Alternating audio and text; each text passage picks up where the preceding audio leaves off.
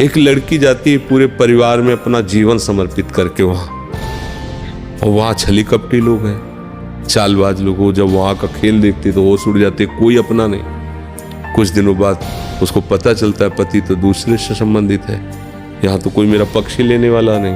आओ अब क्या करें। ज्यादा वो करती है तो कोई न कोई उसके साथ प्रतिकूलता। अब वो माता पिता से क्या कहे, कि वहां कहेंगे तो रोएंगे वो, और क्या कर सकते कि सब कुछ तो दे दिए हैं, अब क्या करें। जीव को अपने कर्मों का भोग जीवन भर भोगना। अगर आज भी तुम बिस्तर पर लेटे हुए हो और पढ़ नहीं रहे हो तो तुम अपनी कब्र खुद खोद रहे हो। तुम्हें लगता है कि तुम्हारे पास बहुत समय है, गलत।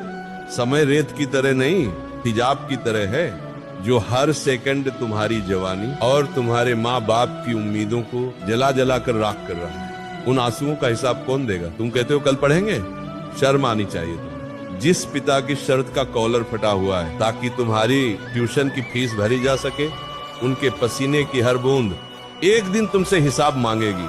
जिस माँ ने अपनी हर इच्छा मार दी ताकि तुम्हें एक अच्छा भविष्य मिल सके, क्या उसका सिला तुम सोशल मीडिया पर वीडियो देखकर दोगे।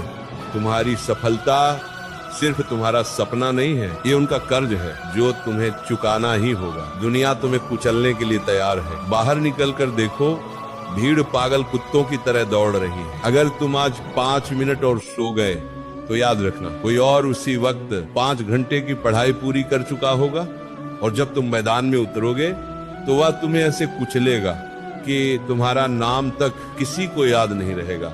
दुनिया कमजोरों पर दया नहीं करती, दुनिया सिर्फ विजेताओं के पैर चूमती है। तुम अपने मोबाइल के गुलाम हो, अपनी नींद के गुलाम हो, अपने आलस के गुलाम हो, और ख्वाब देखते हो राजा बनने के। राजा वह नहीं होता जिसके सिर पर ताज होता है, राजा वह होता है जिसका अपने मन पर राज होता है। अगर तुम अपनी उंगलियों को उस स्क्रीन से नहीं हटा सकते तो भूल जाओ कि तुम कभी किसी बड़ी कुर्सी पर बैठोगे। भीड़ का हिस्सा बनना आसान है, लेकिन भीड़ जिसके लिए तालियां बजाए वह बनने के लिए रातों की नींद और सुकून की बलि देनी पड़ती है।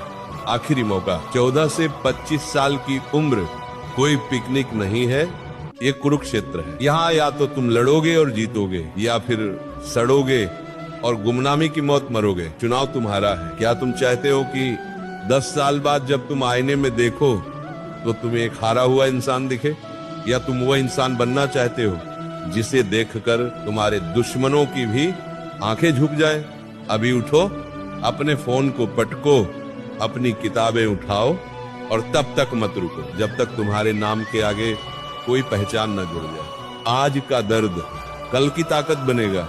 अगर आज नहीं जले तो कल राख हो जाओगे। लोग कहते हैं कि तुम हार गए हो, लोग कहते हैं कि तुमसे नहीं होगा।